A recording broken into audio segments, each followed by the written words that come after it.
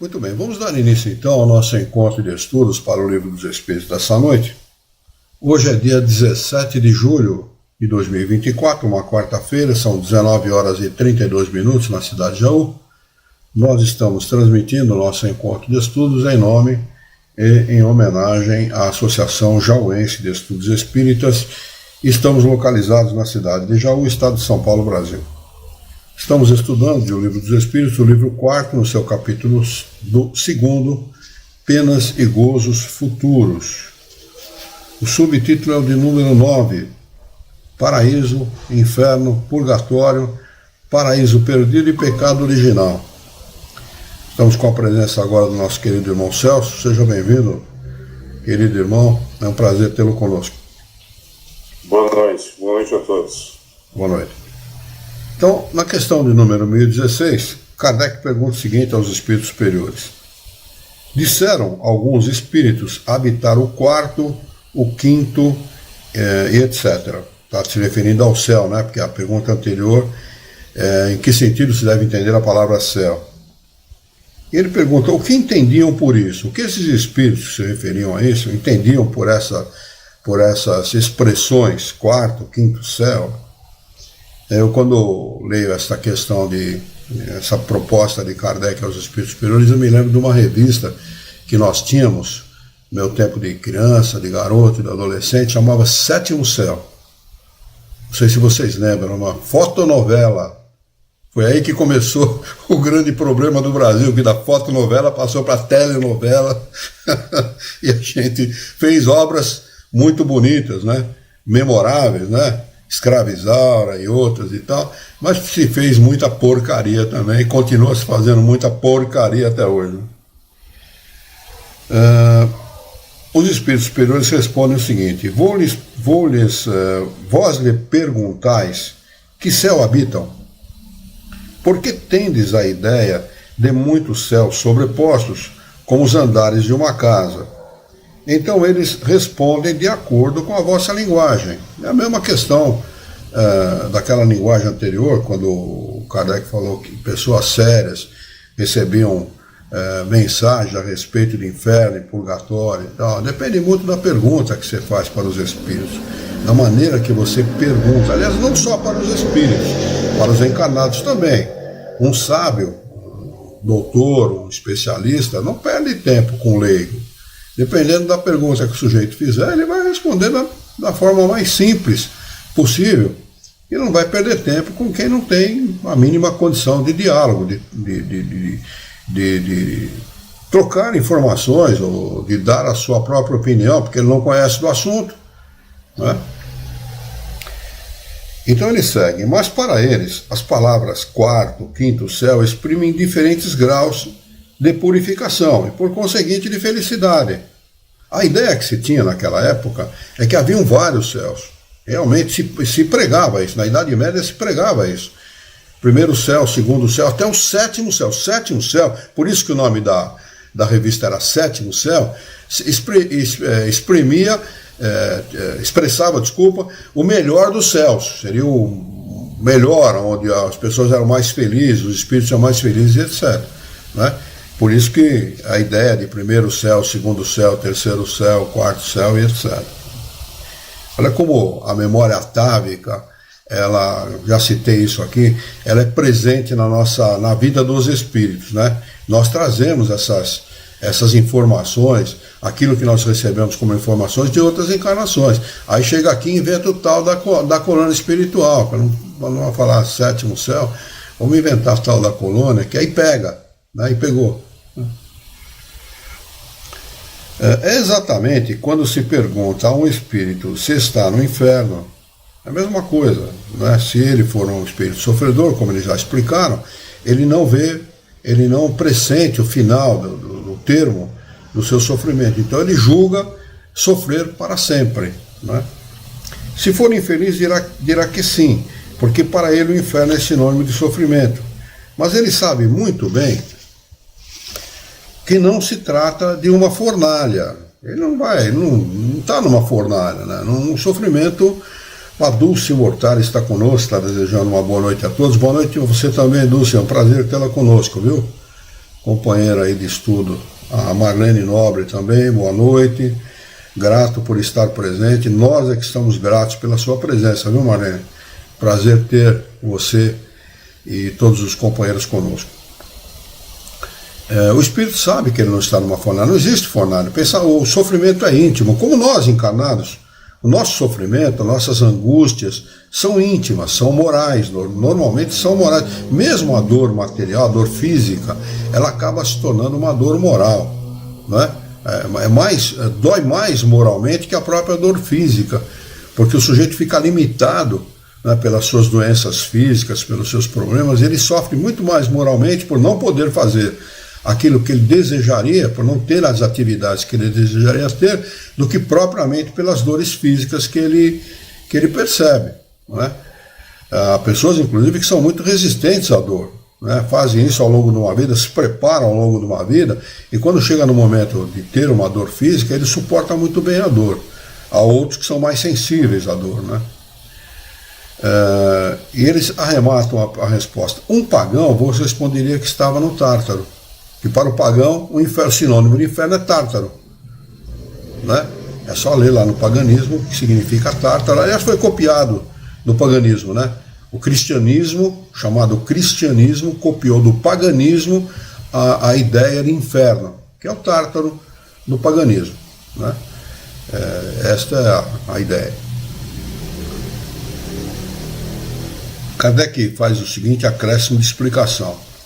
Acontece o mesmo com outras expressões análogas, semelhantes, tais como os das cidades das flores, cidades dos eleitos, segunda ou terceira esfera e etc., que não são mais do que alegorias empregadas por certos espíritos, seja como figuras, seja por ignorância da realidade das coisas, e mesmo das mais simples noções científicas. O espírito, quando desencarna, não vira um sábio. Ele continua sendo exatamente aquilo que ele é, nem mais, nem menos, né? Se ele for um ignorante, ele permanece um ignorante. Não é por ser um espírito que ele vai ser um sábio. Ele vai responder segundo o seu conhecimento. Ele pode responder um monte de abobrinha. E vai, se ele encontrar ouvidos dispostos a ouvi-lo, ele vai responder. E não tem o menor pudor de responder esta ou aquela questão sem conhecimento. O que não acontece com os espíritos superiores. Um espírito superior, quando ele não sabe de uma coisa, ele diz não sei. Essa é a grande diferença. Tenham sempre isso em mente. O dia que vocês forem participar de um trabalho mediúnico, ou servir como médium num trabalho, tenham sempre isso em mente. O espírito que responde tudo, sem menor pudor, desconfie dele, que provavelmente você está diante de um pseudo sábio. É um grande problema. Agora, os espíritos superiores, eles têm esse pudor, eles têm essa responsabilidade de dizer, não sei, vou procurar saber, e depois lhe respondo. Né? Segundo a ideia restrita que outrora se fazia dos lugares das penas e recompensas, e sobretudo de acordo com a opinião de que a Terra era o centro do universo, que o céu formava uma abóbada na qual havia uma região de estrelas, colocava-se o céu no alto e o inferno embaixo. Daí as expressões subir ao céu, estar no mais alto dos céus, ser precipitado no inferno. Aliás, se usa isso até hoje, né?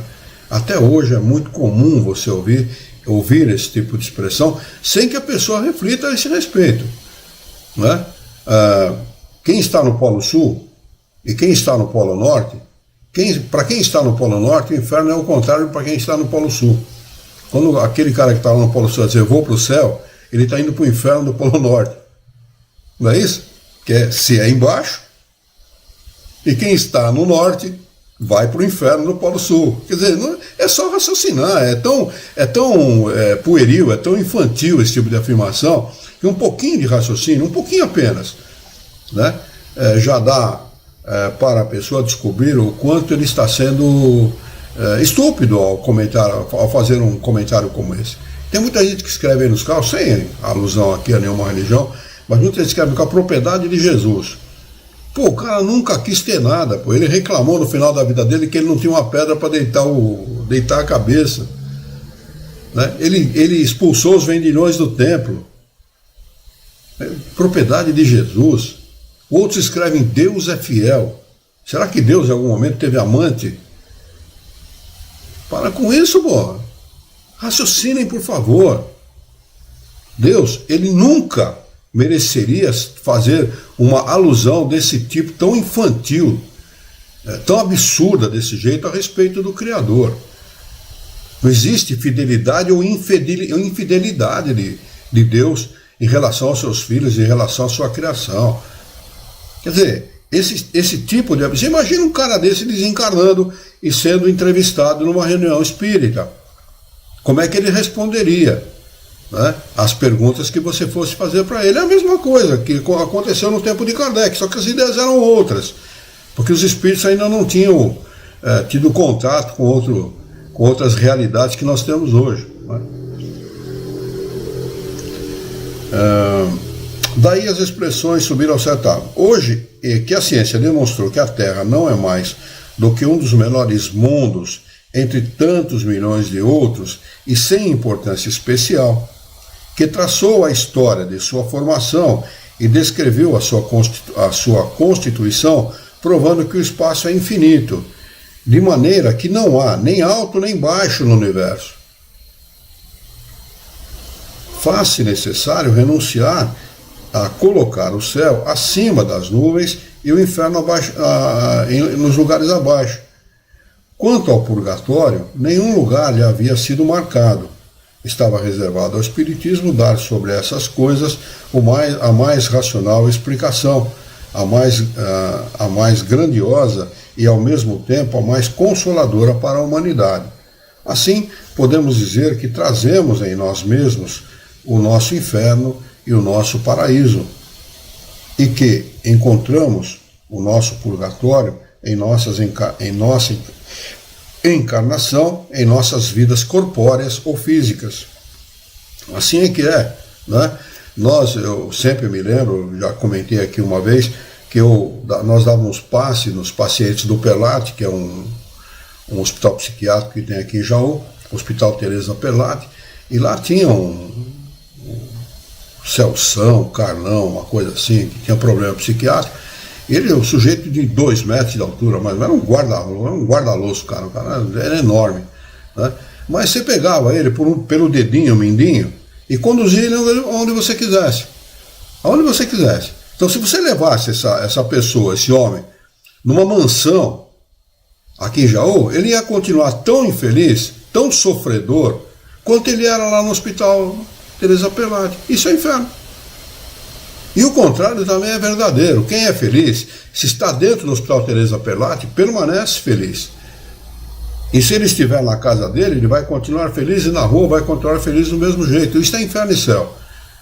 Isto é exatamente, nós podemos retratar isto como inferno e céu. Quem está no inferno está intimamente sofrendo, e quem está no céu está intimamente feliz. Apenas isso. Não há diferença, não há nenhuma outra maneira de se explicar céu e inferno. É tão absurda essas expressões, essas crenças, que chega a ser realmente infantil. Né? Mas, em pleno século XXI, há pessoas que ganham muito dinheiro em cima dessas ideias. Questão de número 1017. Em que sentido se deve entender as palavras do Cristo, meu reino não é deste mundo, fecha aspas, abre aspas para Jesus e fecha aspas para ele? Responde os Espíritos Superiores. O Cristo respondeu em sentido figurado. Queria dizer que não reinava senão sobre os corações puros e desinteressados. Ele está em todos os lugares em que domine o amor do bem. Ele está em todos os lugares. Jesus Cristo, Espírito Superior, em todos os lugares. Ele não está no céu, como querem muitos. Ele não vem buscar os eleitos, como querem muitos. Não haverá um arrebatamento, como querem muitos. Aliás, a Daniele mandou uma postagem outro dia que no Canadá o sujeito soltou uns bonecos no ar, ficou todo mundo preocupado, porque muita gente acreditava que estava havendo um arrebatamento, ficou todo mundo preocupado, nossa, eu não me preparei para o arrebatamento e tal. Quer dizer, é risível. Infelizmente, eu sou obrigado a rir de uma situação como essa. Não tem outra coisa a se fazer. Né? Então, Jesus está em todos os lugares. Aliás, Jesus é que preside o trabalho da doutrina espírita. É Ele que preside. Ele é o chefe, ele é que, amando de Deus, por ordem de Deus, nosso Pai, comanda todo esse movimento de reformulação da humanidade, de reformulação da maneira de pensar, de levar esse lenitivo, né, às pessoas, para que as pessoas entendam por que sofrem, né, saibam por que sofrem, saibam o porquê da perda de entes queridos, a perda da fortuna, a perda da saúde do corpo físico, saibam o porquê dessas coisas. O sofrimento não é uma coisa ruim, embora cause desconforto para quem sofre. O sofrimento nada mais é do que um preparativo do espírito para a felicidade da vida futura. Mas eu não quero ser feliz futuramente, quero ser feliz já. É assim que as pessoas pensam. Agora, quando estão desencarnadas, pensam o oposto. Eles pensam, nós, os espíritos, antes de encarnarmos, pensamos o oposto do que nós pensamos aqui. Nós não queremos os bens materiais. Nós não queremos a felicidade do mundo material. Nós queremos resgatar os nossos débitos do passado e sermos felizes no futuro, no mundo dos espíritos. É para isso que nós encarnamos. Mas chega aqui, o que acontece? Nós mudamos tudo, nós sofremos a influência da família, em primeira mão, depois sofremos a influência da escola, dos coleguinhas da escola, depois da sociedade, e alteramos completamente o programa para o qual nós reencarnamos. Alteramos esse programa radicalmente, fazendo muitas vezes o oposto daquilo que nós combinamos. É aí que mora o nosso problema, é aí que nós desencarnamos muitas vezes pior do que nós encarnamos. Né? Desencarnamos ou estacionários, né? Ou acumulando dívidas. Né? Não retrogradamos, não voltamos para trás no nosso conhecimento, mas acumulamos dívidas para o futuro. O egoísmo, a vaidade, o orgulho, né? E todos esses sentimentos que nós conhecemos muito bem. Né? Ele está em todos os lugares em que domina o amor do bem, mas os homens, ávidos das coisas deste mundo, a avidez do homem pelas coisas deste mundo é presente, é visível para qualquer um, para quem pode, quem analisa esse tipo de, quem abre os olhos, quem procura enxergar esse tipo de problema. Há uma avidez muito grande, as pessoas não se contentam com o mínimo necessário. Quando se fala daquela fórmula da felicidade, né, a posse do necessário, né, a confiança em Deus e a fé no futuro e a confiança em Deus, ninguém quer saber disso. Né? Nós queremos mais e sempre mais. Aliás, coisas materiais. Não queremos saber de conquistar as coisas espirituais. Procuramos conquistar as coisas materiais. E aí que está a nossa perdição. Né? No Fausto me perdi. Já ouviram essa frase? No Fausto eu me perdi. Exatamente isso. Quanto mais bens materiais tivermos, maior a chance de nós nos perdermos como espíritos. Né? Perdemos uma encarnação. Já imaginou a gente ter esse conhecimento espírita e desencarnar e saber que nós não fizemos por nós mesmos, não é pelos outros não, por nós mesmos aquilo que nós deveríamos ter feito, ter que reencarnar novamente, sabendo disso? Deve doer muito no coração de quem passa por uma situação como essa. Deve doer bastante. Moralmente deve ser uma dor muito grande. Né? Deixa eu ver se temos algum comentário lá no YouTube, não. E lá no Facebook nós temos a Dercy Barrios conosco. Bem-vinda, viu, Dercy? Prazer tê-la conosco, viu?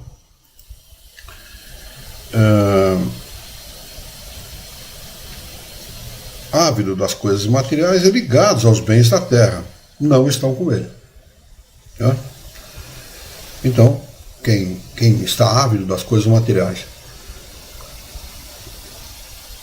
e ligados aos bens da terra, não fazem parte do reino de Jesus, pelo menos temporariamente. Não significa que estão condenados. Absolutamente. Não há ninguém condenado. Ninguém. Todos nós estamos salvos. Todos nós estamos condenados a sermos felizes. Aqueles que ficarem atrasados serão os retardatários. Apenas isso. Vão retardar o processo de progresso espiritual, mas progredirão, porque a lei é de progresso. Não há como não progredir. Progredirão certamente. Questão de número 1018, que no livro aqui do nosso professor José Herculano Pires, é a última questão do Livro dos Espíritos, antes da conclusão, né? A conclusão é considerada como número 1019. Então, a questão de número 1018, Kardec pergunta o seguinte aos espíritos superiores: o reino do bem poderá um dia realizar-se na Terra? Pergunta Kardec. Resposta dos espíritos superiores: atentem para essa resposta e consolem-se com isso. Você que está sofrendo, você que tem problemas, você que tem desencontros aqui pela vida, todos nós as temos. Todos nós temos problemas e temos os nossos desencontros. Mas isso é muito consolador, porque a vida aqui é temporária. Então, se nós soubermos investir e atentar para aquilo que os espíritos superiores nos ensinam, seremos felizes, com certeza, mais rapidamente. Aprimoraremos e vamos aumentar a chance de sermos felizes. Eles respondem: o bem reinará na terra quando entre os espíritos que a vêm habitar, os bons superarem os maus. O bem reinará na terra quando isso acontecer. Ô Jairo, você está conosco, meu irmão? Seja bem-vindo, viu? Prazer ter você aqui, ter você conosco, viu? Muito obrigado pela sua presença. Então, na terra, o bem reinará quando o bem preponderar. E existe essa possibilidade.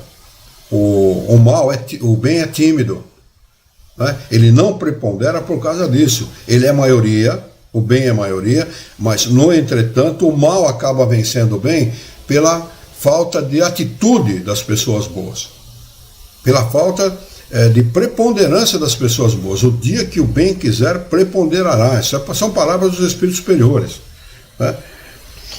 Entre eles farão reinar o amor e a justiça, que são fonte do bem e da felicidade. Amor e justiça. Justiça, para os espíritos superiores, é o respeito ao direito do próximo, coisa que não acontece no nosso mundo. A maioria aqui não respeita o direito do próximo, nem pensa nesse direito, nem pensa, sequer pensa no direito do próximo. Então não há nem amor e nem justiça no nosso mundo. Amor aqui é apenas uma teoria, né, que muito discutida, mas que na realidade não acontece no nosso mundo, infelizmente. Que são fonte do bem e da felicidade. Então, eles farão reinar o amor, é pelo progresso moral e pela prática das leis de Deus que o homem atrairá para a terra os bons espíritos e afastará os maus. Mas os maus só a deixarão quando o homem tiver banido daqui o orgulho e o egoísmo. Isso que resta fazer, que nos resta fazer. Utilizarmos de todos os recursos de inteligência que nós temos, os recursos tecnológicos, da ciência aplicada que nós temos, para investir pesadamente nisso. Abolirmos em nós, primeiramente, o orgulho e o egoísmo, né? E propagarmos essas ideias e darmos exemplos dessas ideias, como Jesus deu, para que os nossos irmãos também sigam o mesmo caminho, né? Isso não devem ser palavras vãs, elas precisam acontecer para que reine o bem, para que os nossos filhos, nossos netos, bisnetos, tetranetos, pentanetos sejam muito mais felizes do que nós. Isso vai acontecer. A Terra deixará, não sei daqui quanto tempo, 1000 anos, 2000 anos, 10.000 anos, não importa, deixará de ser um planeta de expiação e provas, né, para ser um planeta de regeneração, onde o bem vencerá o mal, né? Aí nós teremos muito menos orgulho e egoísmo no nosso mundo. É isso que precisa acontecer, é só isso que precisa acontecer. Deixar de lado todos os nossos preconceitos e aprendermos a amar efetivamente os nossos irmãos, né? A transformação da humanidade foi predita, e chegais a esse momento em que todos os homens progressistas estão se apressando. Ela se realizará pela encarnação de espíritos melhores.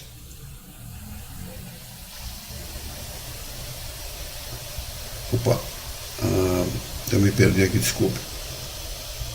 Ela se realizará pela encarnação de espíritos melhores, que constituirão sobre a Terra uma nova geração. Então, os espíritos dos maus, que a morte ceifa diariamente, e todos os que tendem a deter a marcha das coisas serão excluídos, porque estariam deslocados entre os homens de bem, cuja felicidade perturbariam.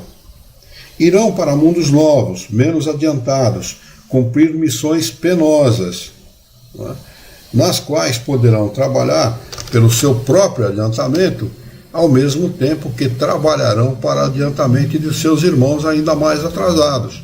É muito simples entender isso. Como é que no nosso mundo foi descoberto o fogo? Como é que no nosso mundo foi descoberto a roda? Dessa maneira, espíritos mais adiantados, que foram exilados no planeta Terra, no início lá do nosso planeta, ainda quando não se conhecia o fogo, a roda, coisa nenhuma, né? E no tempo da pedra lascada, e foram auxiliando a humanidade em todos os sentidos, inclusive dando para a humanidade a ideia de grupo. Os homens viviam como os animais, de forma isolada, quando muito um casal e um bebê e tal, né? Foi dado por estes homens a ideia de grupo, a ideia de união, né? Então olha como deve ser penoso o trabalho desses homens que não aproveitam para adquirir os bens materiais quando podem no mundo como nós estamos vivendo agora. Já imaginaram um homem que conhece internet, meios de comunicação como nós temos, viver num mundo como esse? Que conhece um ar-condicionado, que conhece um ventilador, vamos tanto para o ar-condicionado, um ventiladorzinho, né? Que tem blusas, agasalhos, que ele pode se proteger do fio, quando ele é obrigado a matar animais, se vestir com a pele do animal, se ele quiser sobreviver ao fio, né? Já imaginou o que é viver num mundo desse? Então, isto está aqui dito pelos próprios espíritos. São exilados, o espírito que é renitente no mal, ele é exilado no mundo primitivo para servir de prova para ele, expiação para ele e de auxílio para aqueles que estão iniciando essas primeiras encarnações, né? O Jairo comentou, a antropologia e a ciência, através da paleontologia, conta dessas descobertas todas, é verdade, né? Nós temos aí diariamente descobertas feitas pelos paleontólogos, pelos antropólogos, pelos pesquisadores de uma forma geral, contando essas histórias, né? Mas nada é por acaso, nada acontece por acaso. Eles não foram punidos para virem a mundos como o nosso, nos ensinar a melhorar este mundo. Eles vieram para, de forma didática, aprenderem e ensinarem, né? No mundo que dos quais eles foram exilados, eles foram banidos porque eles não serviam para viver nesse mundo. Eles atrapalhariam o bem que lá já existia. Mas no nosso mundo são missionários. Olha como Deus é justo e bom e misericordioso. Ele faz de uma pessoa muito ruim um missionário no outro lugar. Uma pessoa que vai com uma missão definida de ensinar os outros mais atrasados a melhorarem a própria vida, né? Eles seguem a resposta: não vedes nesta exclusão da terra transformada a sublime figura do paraíso perdido? E é para quem é excluído do mundo bom, é um paraíso perdido mesmo, né? Aquela figura alegórica do Adão e da Eva e tal, mordeu a maçã e foi excluído do paraíso e tal, essa ideia, né? Alegoricamente, eles retrataram exatamente isso, esse banimento de um lugar bom para um lugar ruim em função daquilo que eles fizeram, né? É alegórico, mas é uma alegoria que retrata uma verdade, né? E no homem que veio à Terra em condições semelhantes, trazendo em si os germes de suas paixões e os traços de sua inferioridade primitiva, a figura não menos sublime do pecado original? Considerado dessa maneira, o pecado original se refere à natureza ainda imperfeita do homem, que só é responsável por si mesmo e por suas próprias faltas, e não pela de seus pais. Aquela história de que os filhos pagarão pelos pecados de seu pai na segunda e na terceira geração, aquilo é fantasia de quem interpretou de forma errada e equivocada e colocou aquilo no Evangelho. Aliás, muitas coisas no Evangelho e na Bíblia foram retratadas de forma errada por tradutores que traduziram de forma errada do original. Né? A Septuaginta foi um crime cometido pela Igreja Católica que permitiu que esse crime fosse adiante e se trouxesse para a humanidade, para o Ocidente, a tradução completamente errada e equivocada da Bíblia e dos Evangelhos de Jesus. Completamente. Né? É preciso... Existem estudiosos dentro da doutrina espírita que já mudaram isso, escreveram livros a esse respeito, analisando as traduções bíblicas. É um livro, procurem por esse título, que vocês vão enriquecer muito o vosso conhecimento a esse respeito. Severino Celestino da Silva é o autor, extraordinário autor, estudou o aramaico, estudou o hebraico, estudou o grego, para poder, ele é um professor universitário, para poder fazer a tradução ao pé da letra, ou muito próxima da realidade daquilo que foi feito, foi falado no tempo em que foi escrita a Bíblia e quando Jesus escreveu seus evangelhos. Então é muito importante, ele é muito estudado por todos, viu? Espíritas ou não, e não espíritas, até por evangélicos esse autor é estudado, viu? Analisando as traduções bíblicas, vale a pena. Vós todos homens, de fé e de boa vontade, trabalhai, portanto, com zelo e com coragem na grande obra da regeneração, porque colhereis centuplicado o grão que tiverdes semeado. Infelizes dos que fecham os olhos à luz, pois preparam para si longos séculos de trevas e de decepções. Infelizes dos que colocam todas as suas alegrias nos bens deste mundo, porque sofrerão mais privações que os gozos que tenham tido. Infelizes, sobretudo, dos egoístas, porque não encontrarão ninguém para os ajudar a carregar o fardo de suas misérias. Esta resposta está assinada por São Luís. Né? E assim se encerra aqui a parte de perguntas e respostas desse livro. O Rafael Leonelli está conosco. Diz que quem é vivo sempre aparece. E para nós, os espíritas, um morto de vez em quando, né, Rafael? Obrigado pela sua presença, meu irmão. Prazer ter você conosco aqui. A Dulce fez o seguinte comentário: sou espírita há décadas e há 14 anos procurei uma orientação, na qual o Espírito disse para eu reler sempre o Livro dos Espíritos. Sou grata pelos estudos aqui, acompanharei sempre. Dulce, não há espiritismo fora de Kardec. Isso que as pessoas pretendem que seja espiritismo ou um complemento da doutrina espírita são fantasias que estão em oposição à própria doutrina. Infelizmente a gente fala isso. E a maioria dos espíritas acompanha esse tipo de estudo. Tá? Quem quiser conhecer a doutrina espírita tem que conhecer a obra de Kardec, a começar por este livro, que resume todos os outros 4 livros que vieram posteriormente. Né? Então, este livro é fundamental. Eu estou na 9ª vez que estudo esse livro.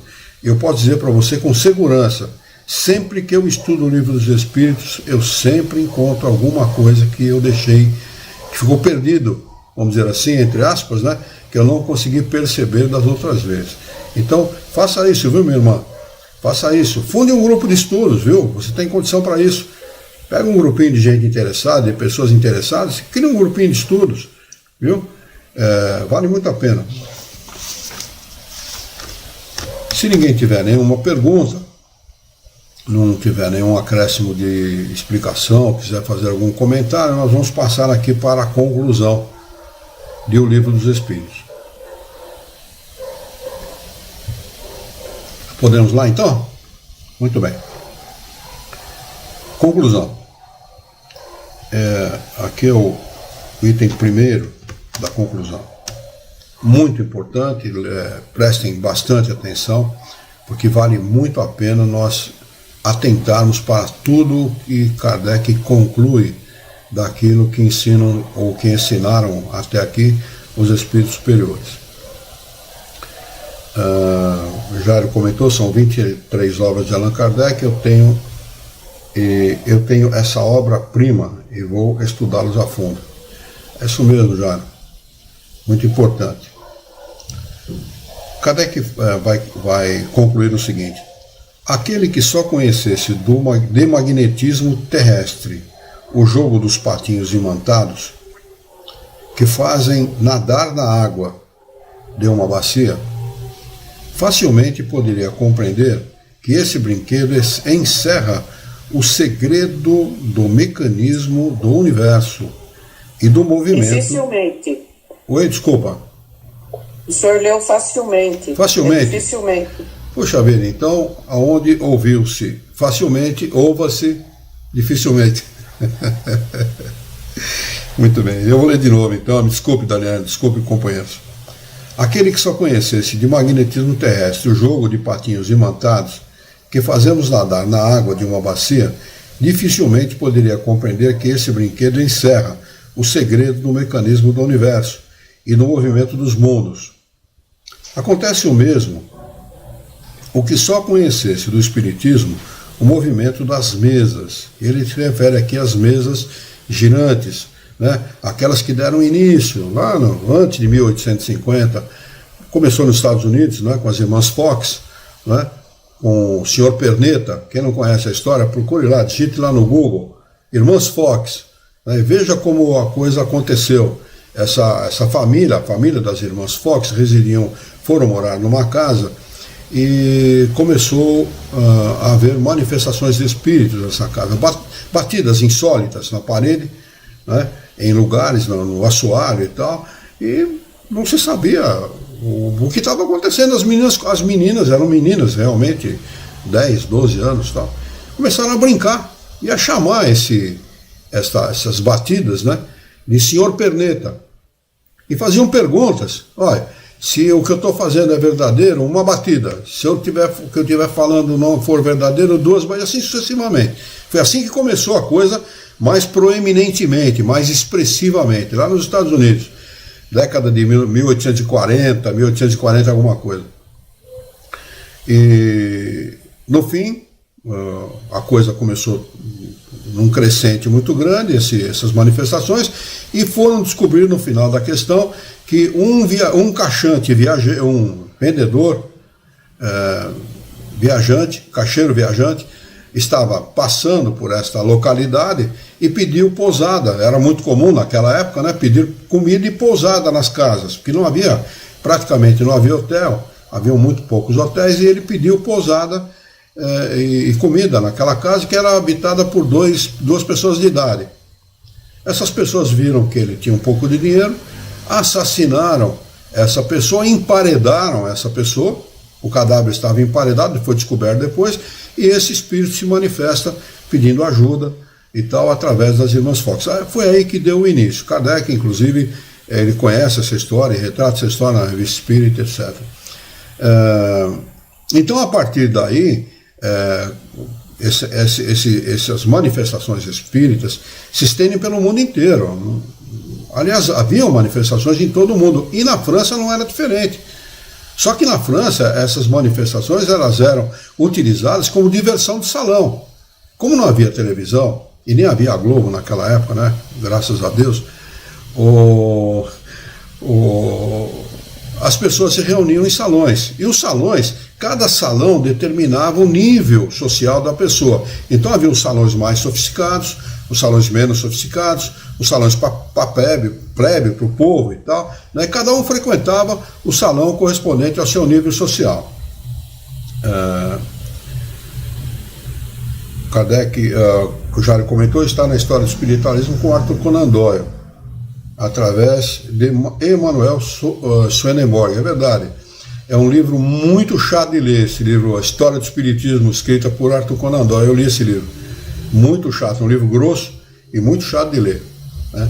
mas bastante esclarecedor e elucidativo. Não tem nada a ver com doutrina espírita, porque ele estuda o fenômeno. Kardec não estudou apenas o fenômeno, Kardec foi além do fenômeno, estudou as leis que regem o fenômeno, que é muito mais importante que o fenômeno em si, não é? Mas voltando às mesas girantes, Kardec toma conhecimento desses fenômenos e, através dos seus companheiros, que eram pessoas seríssimas, ele era um cara muito sério, cético, não acreditava nesse tipo de coisa e tal, ele foi convidado a examinar. Como ele era um cara positivo, voltado para as coisas positivas, ele foi examinar e nós temos como resultado a sua obra. Apenas para fazer aqui um resumo daquilo que ele está falando aqui. Então, as mesas, quem fala de mesa girante, de manifestação de espírito, não está nem perto, nem sonha entender aquilo que está nessa obra. Nem sonha entender aquilo que significa espiritismo ou ciência dos espíritos. Ele não vê mais que um divertimento, um passatempo das reuniões sociais, e não compreende que esse fenômeno tão simples e tão vulgar, conhecido da antiguidade. Olha que interessante, Kardec está colocando aqui as manifestações de mesas girantes, de levantamento de objetos, é conhecido desde a antiguidade. Quer dizer, quando William Crookes, o próprio Arthur Conan Doyle, falou que houve uma invasão dos espíritos à Terra no tempo de Kardec, no meados do século XIX, é verdadeiro, mas essa invasão houve em outras épocas, para chamar a atenção do homem. Os espíritos, de tempos em tempos, invadem a Terra, começam a promover fenômenos atrás. Isso acontece diariamente com as pessoas de um modo geral. Né? Barulhos insólitos, chamarem o nome. Ô fulano, pô, você me chamou? Não, não chamei não e tal. Pô, mas ouvi claramente me chamarem e tal. São fenômenos que acontecem em todas as casas, todos os dias, dioturnamente, de forma individual. Mas ao tempo de Kardec, em outras épocas da humanidade, isso aconteceu de forma coletiva. Foi verdadeiramente uma invasão dos espíritos, que chamou a atenção de leigos e de estudiosos, de cientistas, para estudarem o fenômeno. Arthur Conan Doyle, embora ele é autor de Sherlock Holmes, né, ele era um estudioso, ele era um cientista, esse homem. Né? E William Crookes era o presidente da Sociedade Real de Ciências de Londres. Né? E estudou, leiam, procure lá, William Crookes, e veja o estudo que esse homem fez a respeito dos fenômenos espíritas. Né? Muito importante para a sua época e para o nosso conhecimento, que também não é espiritismo. Trata apenas de provar a realidade do fenômeno. Kardec, repito, foi muito além disto, porque além do fenômeno em si, estudado exaustivamente por Kardec em todos os seus aspectos, em todas as suas faces, ele determinou qual é a lei que rege o fenômeno. E por que isso é muito mais importante do que o fenômeno em si? Porque isso retira completamente o maravilhoso e o sobrenatural desses fenômenos.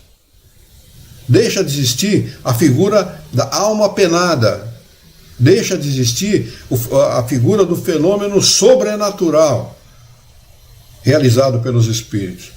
Quer dizer, é uma coisa natural. Nós somos espíritos encarnados e eles espíritos desencarnados. Existe uma inter-relação entre encarnados e desencarnados, daí esses movimentos todos desencarnados para nos chamar a atenção daquilo que eles querem chamar.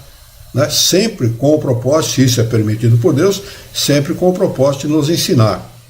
O que é o mais importante, aliás, é sempre com este objetivo que o Criador permite esses fenômenos. E até mesmo dos povos semi-selvagens.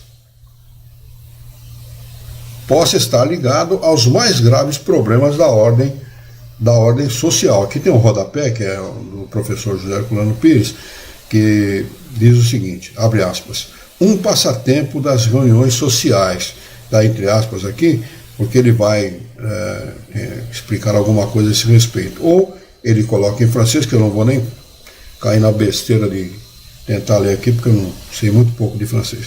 Porque nos dias de Kardec estava muito em moda na sociedade europeia, espalhando-se por todo o mundo como procedente da América, a prática das chamadas sessões de mesinha, com a mesa falante.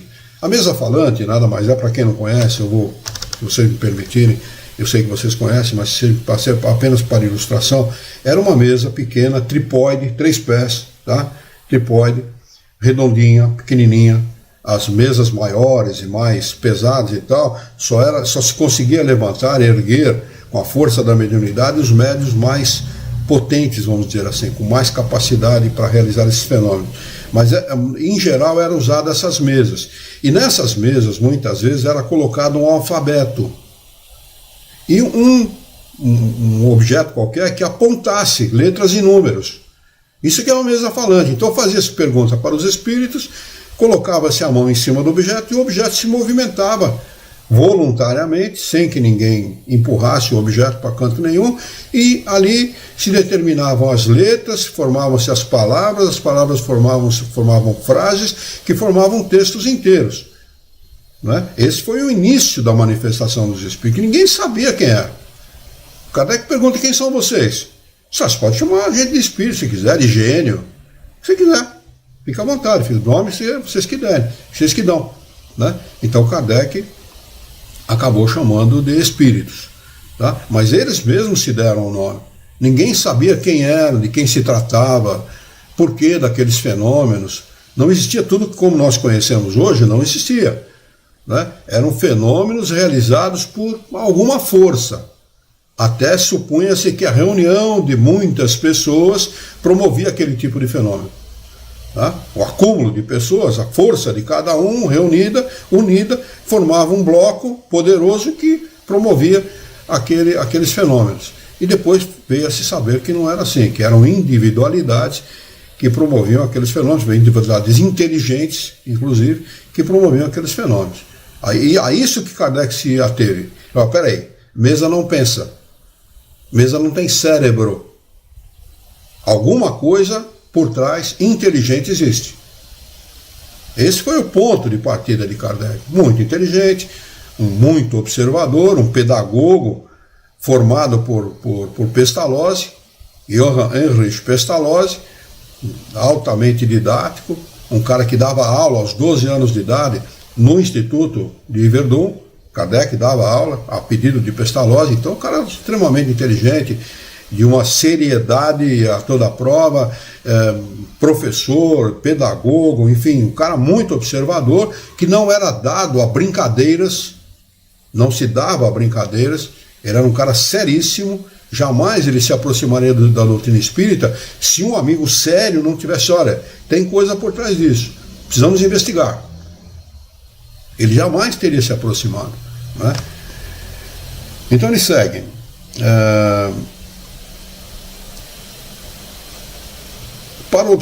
Desculpe, nós estávamos aqui no professor, né? Com a mesa falante. Era essa uma forma de que os espíritos se utilizavam para realizar, segundo chamava Conan Doyle, em sua História do Espiritismo, uma verdadeira invasão dos mundos pelas manifestações. Foi mesmo, uma invasão mesmo. Em todos os lugares, viu? Não era só na França. A França acabou se tornando mais expressiva entre os espíritas ou espiritistas, porque de lá é que surgiu essa obra. Né? Foi do professor, do pedagogo Hippolyte Léon Denis Rivail, que adotou o pseudônimo de Allan Kardec, que surgiu essa obra. Mas as manifestações aconteciam em todos os lugares, em todos, indistintamente, Oriente, Ocidente, América, em todos os lugares, indistintamente. Deixa eu ver se tem algum comentário de alguém aqui. A Dulce não, no Facebook o Rafael está conosco, mais ninguém. Muito bem, não temos. O Jairo não comentou nada. Vamos lá, vamos seguir então aqui com...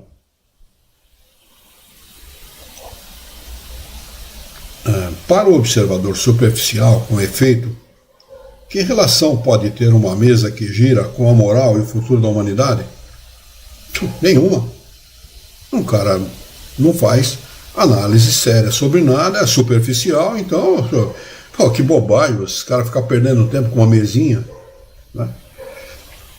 Mas quem quiser refletir se lembrará de que uma simples panela, cuja tampa se erguia com vapor, fato que ninguém se verifica desde toda a antiguidade, saiu o possante motor com que o homem atravessa o espaço suprimindo as distâncias.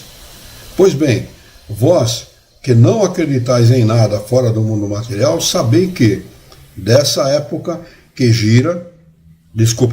mesa que gira e provoca o vosso sorriso de desdém, saiu toda uma ciência, com a solução de problemas que nenhuma filosofia pudera resolver.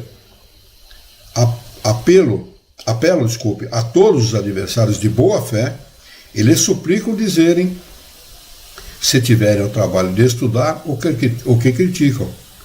Porque, em boa lógica, a crítica só tem valor quando o crítico conhece do assunto. Zombar de uma coisa que não se conhece, que não se sondou, com o escalpelo do observador consciencioso, não é criticar, mas dar prova de leviandade e uma pobre ideia de sua capacidade de julgamento. Seguramente, se tivéssemos apresentado essa filosofia como a obra de um cérebro humano, ela teria encontrado menos desdém e teria merecido as honras de um exame dos que pretendem dirigir a opinião. Mas ela vem dos espíritos. Que absurdo! É muito que mereça um olhar. Julgam-na pelo título como o macaco da fábula. Kardec era um barato. Como o macaco da fábula que julgava a nós pela casca. Fazei o que quiserdes, abstração da origem. Suponde que este livro seja obra de um homem, e dizei no vosso íntimo e em consciência, depois de o ler seriamente, se encontrasses matérias para zombaria. É muito comum nós observarmos entre as pessoas que não conhecem a doutrina espírita o julgamento leviano, né? Principalmente porque há muitos interesses materiais de poder temporal, de poder político, de poder econômico por trás dessa negação. Mas negar um fato não faz com que o fato deixe de ser um fato. Não é? E negar superficialmente só mostra que aquela pessoa é uma pessoa leviana. Quem julga sem conhecimento é leviano. Para julgarmos uma coisa, seja ela o que for, nós temos que ter conhecimento. Qual é o trabalho do advogado? Se não tomar conhecimento dos fatos, para poder julgar, defendendo ou acusando com fatos. Porque sem os fatos, o juiz não condena nem absolve. Aliás, não deveria condenar nem absolver. Às vezes faz isso por interesse também. Né? Mas o caso é esse. Um advogado toma conhecimento dos fatos. Até que ele não tome conhecimento dos fatos, ele diz assim, eu não posso emitir opinião. É isso que uma pessoa séria deve fazer. Jamais emitir opinião sobre aquilo que não conhece. Porque sem conhecimento, emitir qualquer opinião, fazer qualquer juízo de valor é leviandade. Não é? Então, julga-se muito pelo nome. O livro dos Espíritos. Quem são esses caras? Que espírito? Preconceito puro. Há muita gente, eu tenho um caso na minha família, lamentavelmente, de pessoas que julgam o espírito e chamam espírita de macumbeiro, de forma leviana, e julga todo espírito como um macumbeiro, gente que quer fazer o mal para o outro. Lamentavelmente é isso. Né? Além do que se prega dentro das igrejas, dentro dos templos evangélicos, que espiritismo é coisa do demônio, porque Moisés condenou a manifestação dos espíritos, a utilização dessa manifestação dos espíritos. Devia ter condenado mesmo, ele estava certíssimo, que se usava isso de forma leviana na sua época. Né? Só que se esquece de dizer que no final desse mesmo capítulo, dessa mesma parte, está lá que nenhum padre ou pastor ou qualquer pessoa ligada deve ter bens materiais, porque o Senhor é a sua própria herança. Isso ninguém comenta, né? Mas o fato é esse. Julga-se a obra pelo nome. Nós não podemos julgar um vinho pela garrafa, nem pela rolha. Nós não podemos julgar um livro pela capa, sem conhecer o conteúdo. Então, comentar qualquer coisa a esse respeito sem conhecimento é leviandade. Eu tinha preconceito contra a doutrina espírita antes de conhecê-la. Um preconceito leve. Leve eu digo porque havia algumas pessoas na minha família que, eu vou colocar entre parênteses, lidavam com essas coisas, mas eu não tinha conhecimento nenhum. Fui ter conhecimento depois e comecei a estudar e cheguei às mesmas conclusões daqueles que estudam doutrina espírita de forma séria, objetiva, né, sem preconceito, e vai chegar à conclusão de que nós não estamos diante de uma religião, estamos diante de uma ciência poderosíssima, capaz de transformar a humanidade como ela precisa ser transformada, moralmente, extirpando o orgulho e o egoísmo da nossa sociedade. Isto é espiritismo, isto é a realidade, doutrina dos espíritos, mas propriamente deveria ser chamada de a ciência dos espíritos, completamente diferente da ciência dos homens. A ciência clássica não tem competência para falar de doutrina espírita. Portanto, quem se apresente como cientista, médico ou qualquer outra coisa, qualquer outro diploma aqui da Terra e não tem conhecimento de doutrina espírita, não tem competência para falar de doutrina espírita, seja ele quem for. Ele pode ser o maior cientista do mundo, mas se ele não tiver conhecimento de doutrina espírita, ele não pode nem julgar e nem falar sobre doutrina espírita. Muito bem, eu não vou iniciar o item 2 da conclusão, porque começa a se alongar aqui, cada item é bastante alongado, é bastante grande, e nós não podemos perder aqui nenhum detalhe dessas conclusões de Kardec. Se não houver nenhum comentário, se vocês quiserem fazer comentário, é o momento para fazer o comentário que vocês quiserem fazer, para que nós possamos fazer a nossa prece de encerramento. Vamos marcar aqui o item 2 da conclusão para a próxima quarta-feira.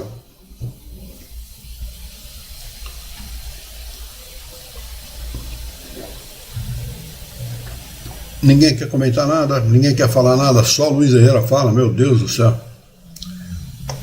Tudo ok. Tá bom. Vamos lá. Nada no YouTube, nenhum comentário. A Dulce não comentou nada, ninguém mais comentou nada no Facebook. O Jário também não comentou nada, então só nos resta fazer a nossa prece de encerramento.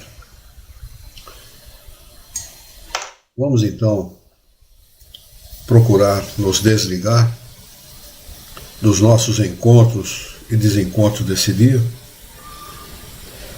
para unirmos os nossos pensamentos e nos dirigirmos ao Criador, mentalizarmos a figura excelsa e amiga daquele que é o nosso mestre, modelo e guia da humanidade, Jesus de Nazaré, e juntos com ele nos dirigirmos ao Criador, ao Senhor da vida, fonte inesgotável de paz, de amor, de bondade, de misericórdia e justiça, para agradecê-lo muito pela oportunidade de aqui estarmos reunidos em seu nome, para estudarmos as questões propostas pelo Livro dos Espíritos dessa noite. Queremos, Senhor, pedir-te bom ânimo, coragem, determinação, ideias renovadas, alegria de viver e muito entusiasmo, para que nós possamos trabalhar, sermos úteis à sociedade em que vivemos e desta forma possamos todos nós dignificar a vida. Dá-nos ainda, Senhor, bom ânimo, coragem e determinação, para que nós possamos orientar a própria existência por um profundo e sincero respeito pelo nosso próximo. Em teu nome, em nome de Jesus, em nome dos bons espíritos, em nome do nosso diretor espiritual e sua equipe, nós declaramos encerrado o nosso encontro de estudos dessa noite, e que assim seja.